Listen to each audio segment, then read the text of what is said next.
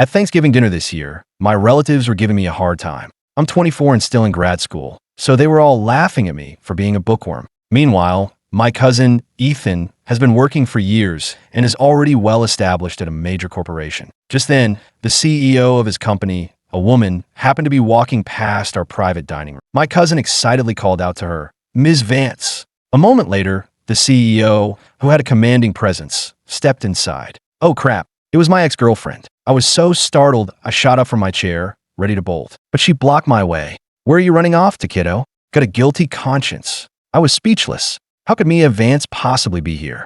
And no, of course not, Ms. Vance. "Hello," I stammered. She just scoffed, completely ignoring the desperate faces I was making at her. "Sit down," my mom yelled. "Mike, you're being so jumpy and rude." She shot me a look that screamed, "This son of mine is such an embarrassment." I had no choice but to sink back into my seat. After that little interruption, my aunt started fawning over me. "Ms. Vance, why don't you join us for dinner? Our whole family has to thank you for recognizing Ethan's talent these past 2 years." I secretly shook my head. My aunt was dreaming. This woman was a notorious neat freak. There was no way she'd be willing to eat with us. "All right," she said, a completely unexpected answer. I glanced up just in time to see a smirk playing on Mia's lips, her eyes filled with amusement. She walked over and took the empty seat right next to me. My aunt immediately flagged down a waiter for another menu, ready to order more food. My cousin Ethan, with a sycophantic grin, unwrapped a new set of silverware for me. She smiled and asked me, "What's your relationship to Ethan?"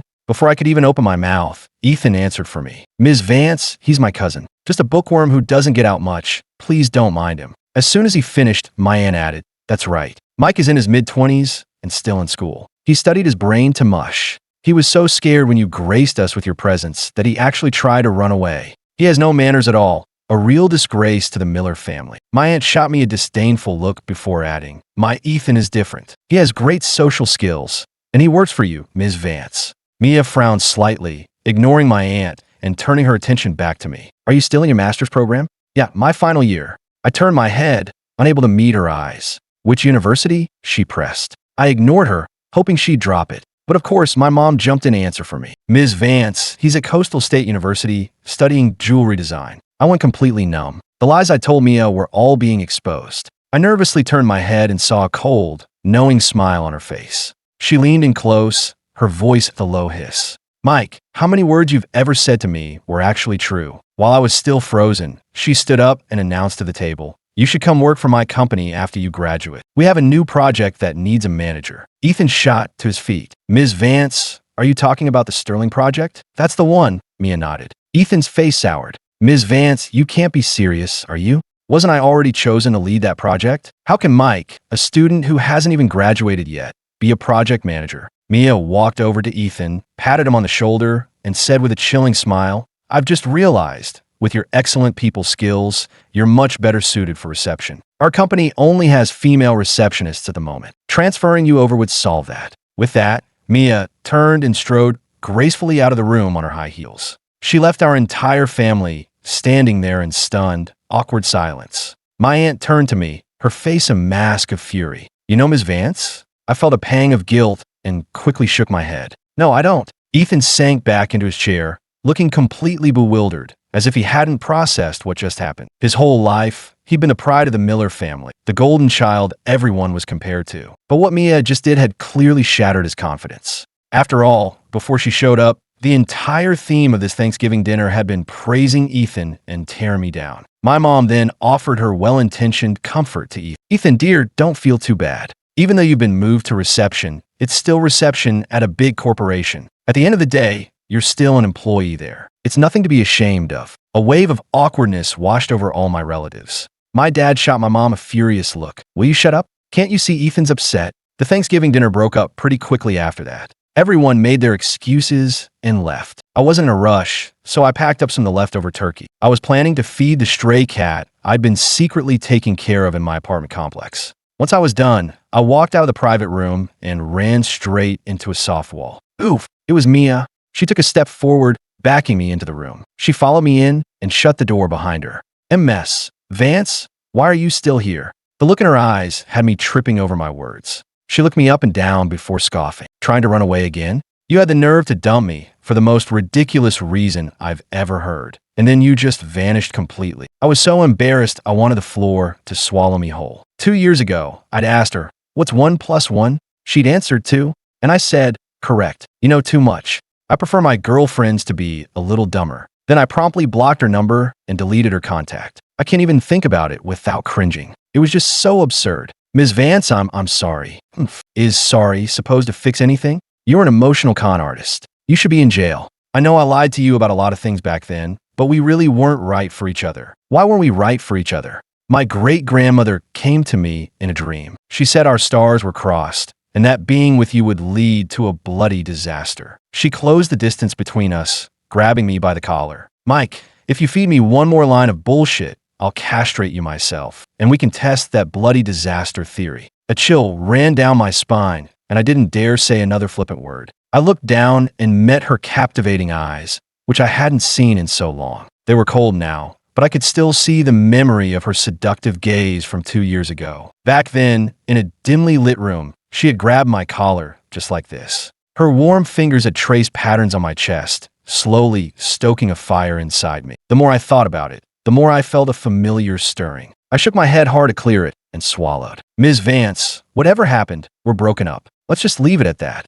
Just then, my phone rang. It was my mom. "Mike, you didn't come home. Are you planning on sleeping on the street on Thanksgiving?" "No, I'm on my way now." I hung up and looked at her helplessly. My mom's calling me home. She released my collar and took a step back. "You can go, but you're going to unblock my number right now, and you're going to give me your home address." "What? What do you mean, what?" "You and I are not finished. If you ever dare to block me or disappear on me again, I will show up on your doorstep," she threatened, pointing a finger at my nose. I had no choice. Under duress, I pulled her contact out of my block list. I started typing my address into iMessage, ready to send it. And be honest, don't you dare try to fool me with a fake address again. My face flushed. I quickly deleted the fake address I'd been typing and put in the real one. Damn it, I couldn't lie to her anymore. Seeing the address pop up on her phone, Mia nodded, satisfied. As she left, she shot me one last glare, its threat perfectly clear. A little over 2 years ago, I was preparing for a national jewelry design competition. Ethan, consumed by jealousy, destroyed all the files for my design proposal. All my hard work was gone. I was so furious that I didn't go home for the holidays that year. Instead, I just took off on a road trip by myself. I never expected to get caught in a blizzard and stranded on the highway. Mia was in the same situation. So, we ended up spending that holiday evening together in my car. After we were finally rescued, we were both put up in the same hotel. One thing led to another, and it felt like fate. We were drawn to each other, and we started dating. At the time, I didn't think a romance that started so suddenly could ever last. On top of that, with my family background, I didn't dare be my true self with her. Of course, I had no idea who she really was back then, either. All I knew was that she was this beautiful, slightly older woman who seemed aloof, but was actually completely different underneath. She was a neat freak, very controlling, and every single night, she made me sing her to sleep. It had to be the same song on repeat, "Twinkle, Twinkle, Little Star," over and over until she finally drifted off. After a few months of singing "Twinkle, Twinkle, Little Star," I just couldn't take it anymore. Plus, the semester was starting, and I had to get back to my studies, so I broke up with her. I tried to write the whole thing off as a crazy dream, never imagining I'd ever see her again. When I got back to my apartment building, I got an iMessage from Mia. "I haven't heard you sing Twinkle, Twinkle, Little Star in a long time. Call me later and sing it for me." I just shook my head with a wry smile, put my phone away, and headed upstairs. The moment I opened my apartment door, I saw my dad sitting there, his face like stone. He shot up as soon as he saw me, his voice harsh.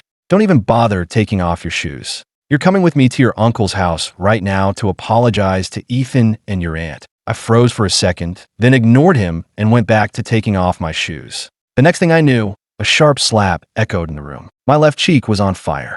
"Are you deaf? Didn't you hear me?" he roared. "Go apologize to your aunt and uncle, or you can get out of this house for the rest of the holiday." I looked at his cold, indifferent eyes and couldn't help but let out a bitter laugh. "You should have just said so. If you had, I wouldn't have bothered coming back at all." My dad was so enraged he raised his hand to hit me again. Just then, my mom walked over and said in a snide tone, "You hate Mike so much, why don't you just adopt Ethan and make him your son?" "You're right, I don't like him," my dad shot back. "If it weren't for him, would Ms. Vance have embarrassed Ethan? He ruined the holiday for the whole family." Yep, that's my dad. Anyone who didn't know better would think I was his mortal enemy's son. He's never shown me an ounce of affection my entire life. I couldn't understand it when I was in middle school. I even talked to some friends about it. They all said that no parent truly dislikes their own child, that it must be something I was doing wrong to make him hate me. But I thought about it for years and could never figure out what I did to deserve it. I was done wasting my breath on him. I turned around and opened the door. I'm leaving. I don't need to spend the holiday here anyway.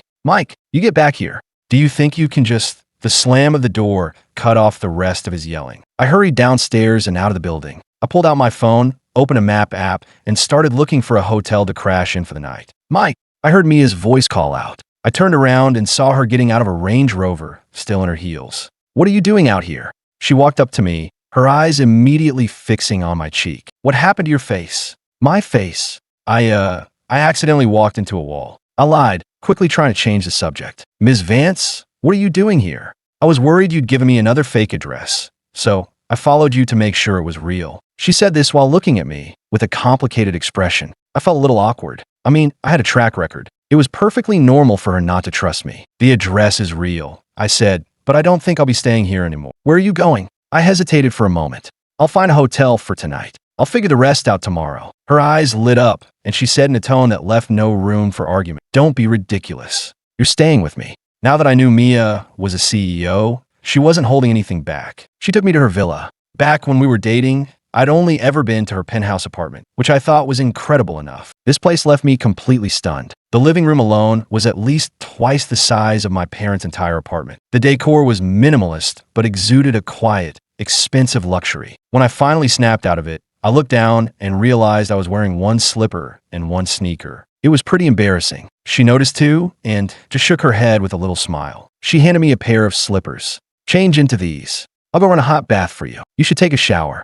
I hesitated. What about your family? Don't worry, she said. This is my private villa. I live here alone. She turned to look at me, a bitter smile on her face. I got into another fight with my mom. So this year, I'm spending the holiday alone again. I froze for a second, my mind flashing back to that night 2 years ago. It was the holiday, and we were both stranded on the highway. I had some beers and snacks in my car, so I invited her to share a simple holiday meal with me. She asked me why I was on the road instead of with family. Had a falling out with my family, I told her. No point in going home. Her eyes lit up. What a coincidence. Me too. My parents and all my relatives can't stand me. My dad's gone, and my mom has her own life now. I'm just extra. Heh, if you put it that way, I guess I'm extra too. We talked for hours about everything and nothing, and at some point, we both just started crying. And then, she kissed me. I was completely stunned. Just like that, my first kiss was gone. Me, shoo, she whispered, her tear-filled eyes suddenly looking seductive. Don't talk. Just kiss me. After that, we just naturally became a couple. The superfluous couple we called ourselves. Mike, I left a change of clothes for you on the bed. Mia's voice called from outside the bathroom. I turned off the water, dried off, and peeked through a crack in the door. Seeing no one was there, I stepped out. After the shower and changing into the fresh clothes she'd left for me, I felt like a new person. When I got to the living room, Mia was already there with a few beers waiting for me. Drink, she offered. I walked over and grabbed one. Are we just drinking? What else did you have in mind? She slowly licked her lips and gave me a suggestive wink. I quickly popped open my beer and took a long drink to calm my nerves. So about your face, she started. Ethan didn't do that, did he? I paused for a second, then looked at her and shook my head. No, it was my dad. What, your dad? Why? She looked shocked, then her eyes narrowed in thought. Was it because of what happened with Ethan? I didn't say anything, which was answer enough. I'm sorry, she said. I lost my temper. I shouldn't have humiliated your cousin in front of your whole family like that. I waved it off. It's not your fault. That was just the spark. The real problem has been there for years. The root cause is that my family just doesn't like me. They adore Ethan. They want him to succeed. My only purpose in life, it seems, is to make Ethan look good by comparison. When we were kids, whenever Ethan bullied me, my dad would always take a side. If Ethan was upset, my dad would blame me. I asked him once why he treated Ethan better than his own son. My dad said, I owe his father. If your uncle hadn't worked to put me through school, I wouldn't be where I am today. I owe him, which means you owe Ethan. You have to be good to him. Your cousin is so exceptional. How dare you even try to compare yourself to him? Of course, I hated it, but I didn't know how to argue back. And my mom, she doesn't love me either. She and my dad have a terrible relationship, and she's always been convinced that my dad is in love with my aunt. My dad and my aunt grew up together, and he treats Ethan better than me, his actual son. So my mom resents both of them, and sometimes she takes that resentment out on me. When Ethan deleted my files and ruined my competition entry, my dad tried to cover for him, just like he always did. But for once, my mom ignored my dad and demanded that Ethan be held accountable. In the end, my aunt had to come over, crying and begging, before my mom finally let it go. But ever since, whenever my mom gets into an argument with my aunt, she brings it up. It's like her ultimate trump card. The second she mentions it, my aunt just deflates. My mom uses my most painful memory as a weapon against her. Thinking about it all just made me feel so suffocated. Before I knew it, Mia and I had finished an entire case of beer. Mia was sitting beside me. My head was spinning. "Mia," I slurred, "after all the lies and the way I broke up with you, do you hate me?" "Of course I do," she said. "I hate your guts." I woke up the next day, and it was already noon. Mia was gone. Her words from last night, "I hate your guts," echoed in my head. I quickly threw my clothes back on and got the hell out of there. I didn't even go back to my parents' place. I just took a bus straight back to campus. A few out-of-state students and staff always stayed over the holiday break, so the dorms were open. The cafeteria food was still terrible, but it was 1,000 times better than that Thanksgiving dinner. A few days later, I was holed up in my dorm room, reading a novel. Suddenly, I got a text from the RA telling me to come downstairs. Someone was here to see me. I was completely baffled. I couldn't imagine who would be looking for me. But when I got down to the lobby, I saw her. Mia, dressed in a sharp skirt and high heels, sitting in one of the visitors' chairs. I just stood there completely floored. Seriously, how did she even find me here? "Ms. Vance? You were looking for me?" I asked, forcing an awkward smile. "Yes," she said, her face unreadable and her voice like ice. "Is there something I can help you with?" I asked, my guilt creeping up on me. "I'm thinking about buying a cage to lock you up in," she said, her voice suddenly sharp. I knew she was talking about me sneaking off again. I didn't just run off. I had to get back to campus to work on my thesis project. I lied through my teeth. She didn't argue, just nodded. "Fine, work hard. And when you're done, you're coming to my company for an internship. Once you graduate, I'll offer you a full-time position." "Got it." Her commanding presence was so intense that I just quickly nodded. "Got it." I hesitated for a second before asking, "Ms. Vance, why are you so insistent on me working for you?" Remembering what she'd said that night, I couldn't shake the feeling that this was all just some elaborate revenge scheme. If I worked for her, she could keep an eye on me whenever she wanted. But a smile played on her lips. "Because you're a brilliant, top-tier student, of course. My company is partnering with the Sterling Group to launch a new subsidiary in the jewelry sector. Mike, I have very high hopes for you." The look on her face was so sincere that I was actually damn it moved. A few weeks later, I had just finished my interview and was walking out of a small conference room at Mia's company. As I approached the reception desk, Ethan walked over. He was smiling. "Mike, you're not actually planning on working here, are you?" "I am," I said cheerfully. "Just passed the interview. Looks like we're going to be colleagues, Mr. Receptionist." Ethan's smile froze on his face. "What are you so smug about, Mike? You think you've won just because you're sleeping with the boss? Let me tell you something. Ms. Vance already has a boyfriend. You're just a side piece." I burst out laughing. "Why are you getting so worked up? What? Are you her boyfriend?" Ethan laughed too. "You don't have to be a smartass. If you don't believe me, I can take you to the company cafe right now." And with that, he dragged me toward the company cafe. On the way, I couldn't help but notice how nice it was. I was actually looking forward to eating here once I started. It had to be better than the food at the university dining hall. Just then, I saw Mia sitting at a table not far away. With her was a guy with pale skin, blonde hair, and glasses. I stared at him, feeling like I'd seen him somewhere before. "That's her boyfriend," Ethan said smugly. "See? He's even peeling grapes for her." I squinted, looking closer. "Well, he's not very good at it." "Huh?" Ethan looked at me, confused. "He's butchering them. He's tearing off half the grape with the skin. What a waste." His hands look nice, but they're clearly not made for manual labor like peeling. Ethan's face tightened. "Mike, you could drop the act. You don't have to pretend you're not bothered. You know damn well she's not going to dump a tall, handsome, rich guy like that for you." I felt a sharp sting in my chest, but I kept my face neutral. "Ah, you're so right," I said, turning to leave. "Well, Mr. Receptionist, I'm heading out. See you around." It wasn't until I got home that I finally remembered who the blonde guy with glasses was. His name was Tyler Vance, a senior in my department. I'd seen him around campus a few times. He was one of those rich kids who drove a supercar to class. My roommate used to joke all the time, if I had a Lamborghini, I wouldn't be single. Looking at it now, he and Mia really did seem like a much better match. And me? I was just the ugly duckling. My whole life with my family had taught me that I wasn't worthy of being loved. I used to hope for my parents' affection, but they crushed that hope again and again. I'd also had a front row seat to their completely loveless marriage. 2 years ago, when I realized how deep my feelings for Mia were getting, I felt a primal sense of fear. I was terrified of the future. I never had any confidence that I deserved Mia's love in the first place. And yet she loved me with such intensity. I was afraid that eventually she'd get tired of me, or worse, that we'd end up just like my parents. I couldn't bear the thought of our beautiful relationship turning into that. So I decided to end it while it was still perfect. That way, at least I'd have the good memories to hold on to. I ran away. I was a coward. But then, against all odds, we met again. It made me start to wonder if maybe we were really meant to be. But then, seeing her with her boyfriend, Tyler, snuffed out that little flicker of hope in my heart. It was for the best. I was never good enough for her anyway. It was better to stop having those unrealistic fantasies. Or maybe this was her revenge for how I'd lied to her. March 14th. First thing in the morning, she sent me a good morning text. I didn't reply. A few hours later, another text. Are you free today? At noon, just a single question mark. She was getting on my nerves, so I blocked her number again. But I couldn't stop thinking about her, so I went to the campus courts to shoot some hoops. Working out was always the best way for me to clear my head. I played until the sun started to set, then headed back to my dorm. The second I walked through the door, I saw her sitting in the lobby. Mia shot to her feet the moment she saw me and stormed over. What the hell, Mike? Did you block me again?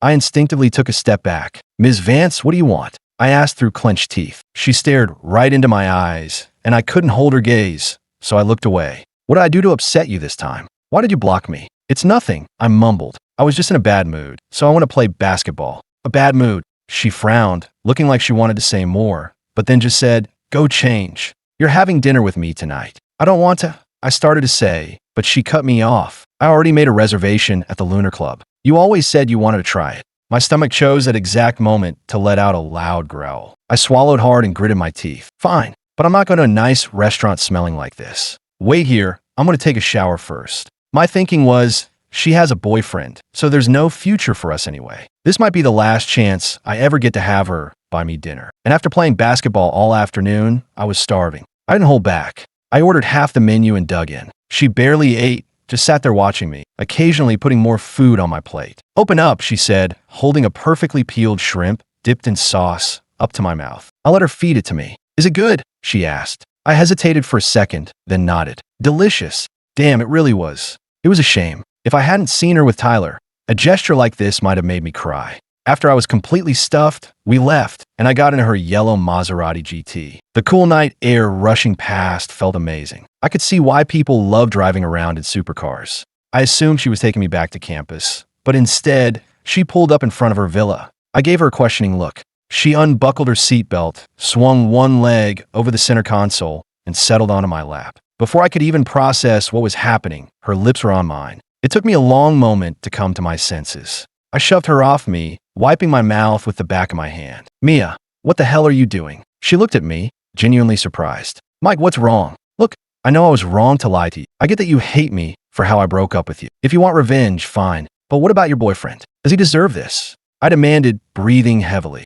She looked completely lost. What boyfriend? Oh, are you still going to pretend? I sneered. I saw you the other day in the company cafe with that blonde guy. He was peeling grapes for you. How sweet. Even though his technique was terrible and he was wasting most of them. She burst out laughing. A full, loud laugh that made me even angrier. Mia, so you admit it. Mike, she said, trying to stifle her laughter. What on earth made you think he was my boyfriend? I pressed on. Unless I'm mistaken, that was Tyler Vance, right? Mia looked surprised and nodded. Yes. You know him. I shook my head. He's a senior in my program. I know who he is, but I doubt he knows me. A rich kid who drives a supercar to class. If he's not your boyfriend, why was he peeling grapes for you? She smiled, moved back into the driver's seat, and buckled up. Oh, I see. Little Mikey was jealous. That explains why you suddenly blocked me again. And with that, she started the car. 10 minutes later, we pulled up in front of another villa on the south side of town. She got out, opened the gate, and led me to the front door. She rang the bell, and an annoyed male voice called from inside. Who is it this late? The door opened, and there was the blonde guy, Tyler, wearing pajamas. Huh, what are you doing here? Mia pointed at me. Could you please explain our relationship to him? The blonde guy looked at me, then back at Mia. Well, it's about time you finally got a boyfriend. He waved at me. Hey, I'm Tyler Vance. I'm her brother. My eyes went wide. What? Yeah, he said. Her half-brother. Say, Mom. I looked at Mia, and she nodded in confirmation. My mom had him after she remarried. After she explained, she turned back to Tyler with a grin. He saw us having lunch at the office the other day and thought you were my boyfriend. Oh, and he also said your grape peeling skills are terrible. Tyler and I looked at each other and shared an awkward laugh. Hey man, I said, I'm Mike Miller. I'm in the jewelry design program at Coastal State too. No way. What a coincidence. We started chatting back and forth for a bit until a sweet female voice called from inside the house. Tyler, honey, are you coming back to bed? Oops. It seemed we were interrupting something. We walked out of the yard and got back into the Maserati. She looked at me, her eyes sparkling with amusement. So, Mike, are you still mad at me? My face flushed. I'm sorry. I completely misunderstood. So, how are you going to make it up to me? She purred, licking her lips seductively. I swallowed hard, my breath catching in my throat. Without another word, she leaned in and kissed me. We didn't stop until we were both breathless. Then she leaned close to my ear and whispered, You're not going back to campus tonight, are you? I hesitated for a second, then said, Okay, but this time, you have to do what I say. But Mia, that wicked woman, didn't keep her promise. She absolutely wore me out. And after all that, she still made me sing Twinkle, Twinkle Little Star until she fell asleep. When I woke up the next day around noon, every muscle in my body ached. You're awake, she murmured, snuggled against my chest, looking up at me with a grin. I blinked sleepily, looking around the room and yawning. The memories of last night slowly came flooding back. You're a maniac, I groaned. You completely destroyed me. She just pinched my cheek with a mischievous grin.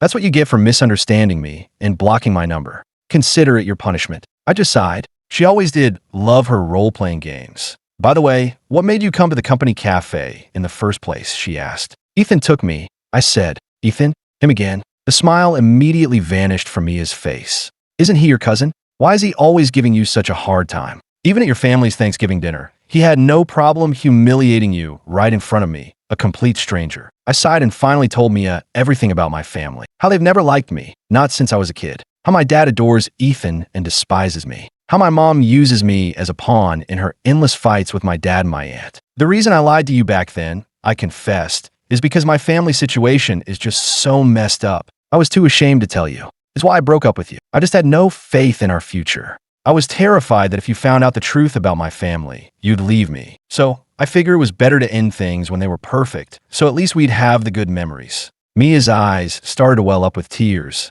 She sniffled. Oh, Mike, that's awful. But listen to me. I don't care about any of that. And you shouldn't care what they think, either. They don't like you, but I do. I stared at her for a second. But you said you hated my guts. Oh, you idiot, she said, giving me a light smack on the arm and rolling her eyes. I was just angry when I said that. Obviously, as long as you promise you'll never block me or just disappear on me again, I will always love you. Damn it. That wicked woman had gone and made me feel something again. With the misunderstanding cleared up, I started my internship at Mia's company. They really were planning a new jewelry project. Since I was new and had a lot to learn, she assigned a senior employee to show me the ropes. It only took a few days for me to notice my new colleagues whispering and pointing at me. I was confused. Was I dressed inappropriately? Did I do something wrong? It wasn't long before I overheard a conversation in the cafe that cleared things up. Did you hear? The new intern is Ms. Vance's boy toy. Heard it? Who in the company doesn't know? I actually thought he was some genius from Coastal State,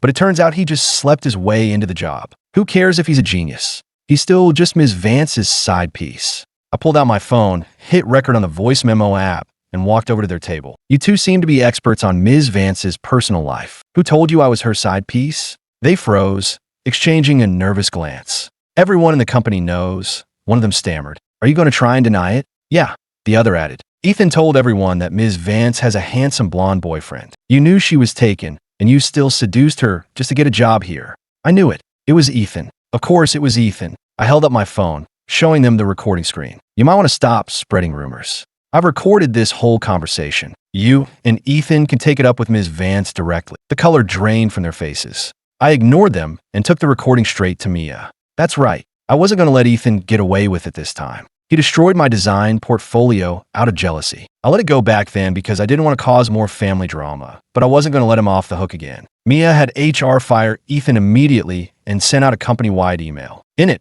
she clarified the rumors Ethan had started. After the truth came out, The office gossips all came to apologize to me. I didn't hold it against them. To be honest, I kind of felt like I'd gotten the job through connections too. I mentioned my concerns to Mia. She reassured me. I told you from the beginning, I hired you because you're a brilliant jewelry designer. They might doubt you now, but I know that once they see your talent, you'll shut them up for good. Besides, it's not like we have a rule against office romances. You need to stop caring so much about what other people think. It doesn't matter. You spent your whole life worrying about others and ignoring your own needs. That's why you're so unhappy. Listening to her, I thought about my life and I realized she was right. I nodded. From now on, I'm going to live for myself. Good, she said, smiling. I'm glad to hear that. As she spoke, she tossed me a set of car keys. What's this for? I asked, confused. Mia grinned mischievously. They love to gossip, right? Well, from now on, you're going to drive me to work every day. Let's really give them something to talk about. I've been meaning to give you the car for a while, but I've been so busy it slipped my mind. I looked down at the Trident logo on the key fob and swallowed hard. It was the key to her Maserati. I took the keys, and my thoughts immediately went to the stray cat I'd been feeding back at my old apartment. Now that my life was turning around, I couldn't just abandon him.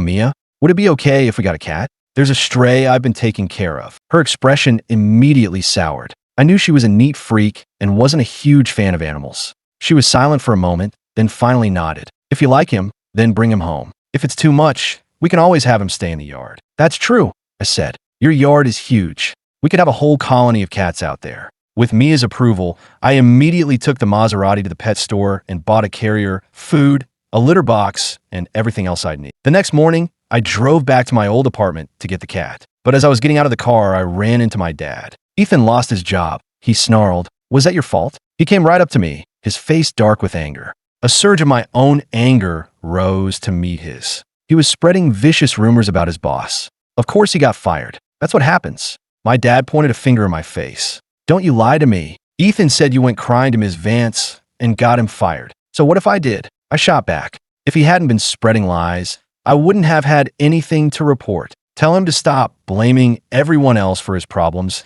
and take some responsibility for his own actions for once. And you can stop taking it out on me every time he's upset. If you're so concerned, why don't you go give him a hug and make it all better? As I said it, I couldn't help but laugh. It had been like that since we were kids. Whenever Ethan was unhappy, my dad made sure I was unhappy too. If Ethan bullied me, my dad would say I must have provoked him. If Ethan went crying to my dad, he'd get taken out for ice cream. As for me, I was lucky if I didn't get hit. Just then, my dad, livid, slapped me hard across the face. Mike, you think you're so tough now? How dare you speak to me like that? I stumbled back, my head ringing. I shook it, trying to clear the buzzing in my ears. I set down the pet carrier, and then I swung, landing a solid punch on my dad's left cheek. He cried out in pain. He crumpled to the ground, staring up at me in disbelief. I just glared back at him. I had decided I was going to live for myself from now on, and I wasn't going to let him push me around anymore. He held his cheek, stunned for a long moment. Then he scrambled to his feet, ready to come at me again.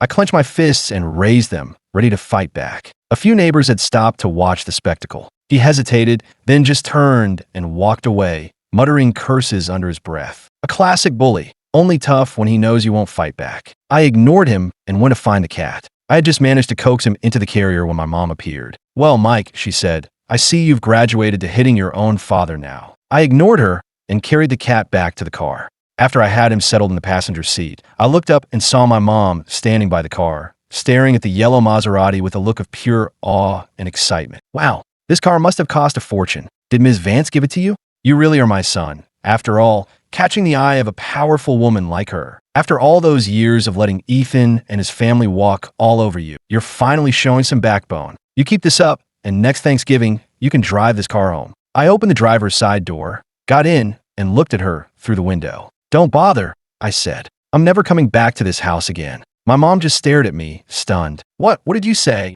Your father hit you, not me. I just shook my head. I accepted a long time ago that my dad doesn't like me. But what I can't understand is why you, my own mother, don't love me either. I'm sick and tired of being a pawn in your games with them. My mom was taken aback for a second, then she sneered. All that education has certainly given you a sharp tongue. But no matter what you say, you're still my son. You can't just disown your own mother. I stared at her, my jaw clenched, and said, enunciating every word, if I had a choice, I would never have been your son. Then I rolled up the window, started the engine, and drove away without looking back. I'd given up on the idea of family a long time ago, and it seemed like I could get by just fine without it. I took the cat, now in his carrier, back to Mia's house. "What happened to your face?" she asked the moment she saw me, her eyes filled with concern. I didn't lie this time. My dad hit me. He was angry about Ethan getting fired. But don't worry, I added quickly, I punch him back. I think I scared him off. To commemorate the occasion, I've decided to name this cat Fisty. I tried to say it with a casual smile. She was trying to hold back her anger. Who is his real son, anyway? What kind of father does that? I just gave a weary smile. It doesn't matter anymore. I'm never going back there. So now I'm homeless. You can't kick me out, or Fisty, and I will have to live on the streets. She laughed. Nowhere to go. Perfect. That'll save you the trouble of running away all the time. I won't run away again, I said, my voice serious. Not as long as you don't kick me out. Good, she purred, licking her lips. Then I can have my fun with you tonight. I swallowed hard. Can we not be too rough? My face still hurts. Oh, your face hurts? She whispered. Don't worry. I'll give it a nice, warm massage tonight to make it feel better. Then she leaned in and whispered something else in my ear. The blood rushed to my head so fast I got a nosebleed. Later, Ethan sent me a message begging me, for the sake of family, to ask Mia for his job back. I just scoffed. Who the hell was he to talk about family? I blocked his number without a second thought. I wasn't going to waste another word on someone so shameless. The story about him slandering Mia got around the industry, and no one would hire him. He was too proud to take a job at a smaller company, so he just ended up unemployed, living at home. Later, somehow, he got involved in some multi-level marketing scheme down south. He ended up scamming my dad out of a lot of money. My dad was so furious, his blood pressure went through the roof. My mom texted me, "Your father absolutely despises Ethan now. That monster scammed us out of all our savings. I'm going to divorce your father." I didn't even bother to reply. They were irrelevant people. They could do whatever they wanted. I was busy finishing my thesis project, a diamond ring I designed called Eternal Love. It was a ring I planned to use to propose to Mia one day. Finally, at the beginning of May, it was finished. On May 20th, Mia and I were having a quiet dinner at home. Halfway through the meal, she excused herself to go to the restroom. When she returned, she was wearing a beautiful white dress. She held out a small box and opened it. Inside was a ring with a stunning, pale blue diamond set on a simple white gold band. It was a flawless, water-clear diamond. "I designed it myself," she said, her voice a little shaky. "Tyler helped me with the technical aspects. I call it the mic." She looked uncharacteristically shy and nervous. "Mike, I want to marry you. I want you to sing Twinkle, Twinkle, Little Star to me every night for the rest of our lives. Will you?" I reached into my own pocket and pulled out a ring box. I opened it to reveal the red diamond ring inside. "Mia," I said, "this was my thesis project, the wedding ring I designed. Eternal Love, and it belongs to you." Mia covered her mouth with her hands and started to cry. We slid the rings onto each other's fingers and shared a long, deep kiss. Afterwards, she looked at me, laughing through her tears. "Mike, where on earth did you get a red diamond?" I smiled. "I got it from your brother, Tyler. I promised I'd pay him back someday." "That little sneak," she said, shaking her head. So he knew we were both secretly planning this the whole time. I may not have been blessed with a loving family, but I was given the most incredible love I could ever imagine. I'm so content and so grateful. Thankful that fate brought me back to her.